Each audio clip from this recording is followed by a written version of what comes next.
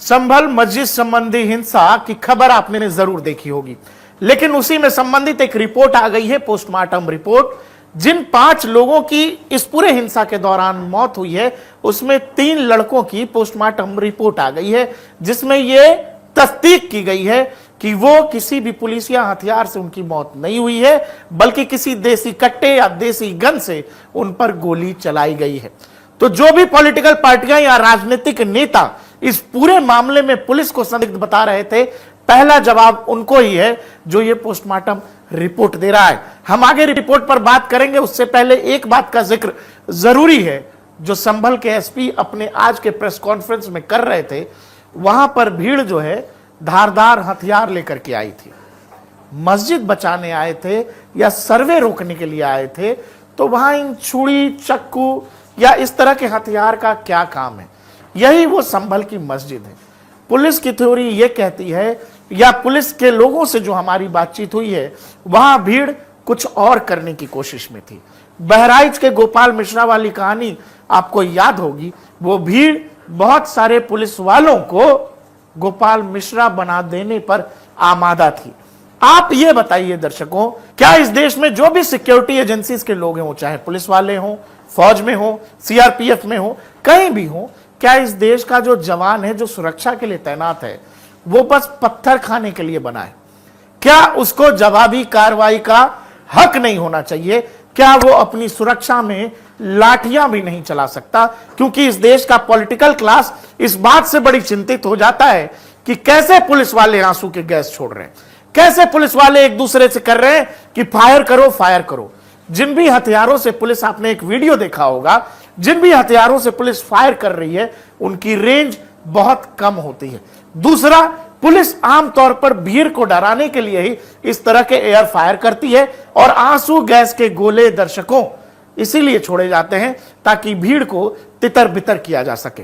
जो postmortem report है, बार बार कुछ लोग इस पूरे मामले में यह बताने की कोशिश कर रहे थे कि पुलिस की गोली से, पुलिस की जवाबी कार्रवाई में, या पुलिस इतनी आक्रामक हो गई जिस वजह से वहां 5 लोगों की हत्या हो गई। यह पुलिस का कारनामा नहीं है, यह कारनामा उन लोगों का है जो किसी और मकसद से वहां हथियार लेकर के आए थे। भागा दौड़ी में, मिस फायरिंग में वहां अपने ही साथियों, अपने ही दोस्तों और अपने ही साथ पत्थर चलाने वाले भाइयों की जान ले ली गई है। ऐसा संभवतः इस पूरे मामले में मालूम पड़ता है, और इस बात की जानकारी पुलिस के पास है, क्योंकि पुलिस को इस तरह के वहां पर हथियार मिले। ये हथियार वहां पर किन लोगों के लिए जुटाए गए थे? इन हथियारों का वहां पर क्या इस्तेमाल था? पोस्टमार्टम की रिपोर्ट हमने आपको बताई। इसके अलावा एक और जरूरी चीज जिस पर ध्यान दिया जाना चाहिए, वो है जिस तरह से पत्थर वहां पर फेंके गए, और बाद में जो पत्थर वहां से पुलिस वालों ने समेटा है। सड़कों पर ऐसा लगा जैसे सड़क दिखाई नहीं दे रही है, चारों तरफ पत्थर ही पत्थर था। इसका मतलब यह है किसी ने कहा पत्थर जुटाओ, किसी ने किसी को मैसेज किया होगा, लोगों को संदेश दो, लोगों के घरों तक पत्थर पहुंचाओ। इस पूरे मामले में आप कह सकते हैं, और बिल्कुल ठीक बात है, कि पुलिसिया सिस्टम का भी फेल्योर है कि वहां की पुलिस को यह पता नहीं लगा कि इतने मोटे तौर पर लोगों को मैसेज दिया जा रहा है, हिंसा के लिए उकसाया जा रहा है, लोगों के घरों पर पत्थर जमा किए जा रहे हैं। आखिर ये कौन लोग हैं जो हर बार पुलिस के सामने पत्थर लेकर के खड़े हो जाते हैं? पूरे देश में ये पत्थरबाजी की घटनाएं हमेशा एक ही तरह के मोहल्ले, इलाकों या फिर गांव से क्यों आते हैं? ये वाजिब सवाल लोग पूछने से डरते या घबराते क्यों हैं? या फिर वो कौन सा सच है जो बोलना लोग नहीं चाहते हैं? एसपी साहब जिस हथियार के साथ खड़े हैं, वो हथियार केवल यहां की कहानी नहीं है। गोपाल मिश्रा के साथ जो बहराइच में हुआ था, वो पूरी कहानी हाल फिलहाल की है। हमें आपको सबको पता है कि क्या करने की कोशिश गोपाल मिश्रा के साथ हुई।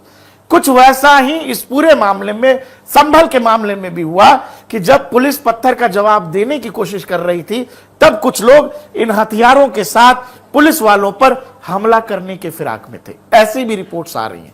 तो क्या इस देश का पॉलिटिकल वर्ग ये चाहता है कि इस देश में जो भी जवान यूनिफॉर्म में है, वो चाहे अपनी जान गंवा दे, वो चाहे हिंसक भीड़ की भेंट चढ़ जाए, लेकिन वो जवाबी कार्रवाई न करे, वो अपने बचाव में कुछ भी न करे?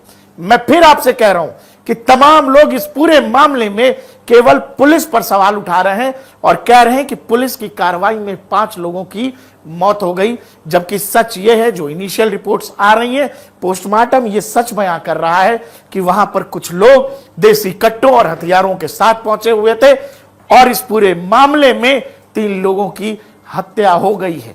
अब ये पूरी कहानी उलझती हुई जरूर है, लेकिन उत्तर प्रदेश की राजनीति के लिए आपको यह समझना जरूरी है कि हाल फिलहाल में मेरठ से लेकर पूरे पश्चिम उत्तर प्रदेश में ऐसी वारदात हुई है जहां पुलिस को यह रिपोर्ट्स मिली कि जाने क्यों अचानक से पूरे उत्तर प्रदेश में ऐसी खबरें आने लगी कि लोग अपने घरों में हथियार जमा कर रहे हैं।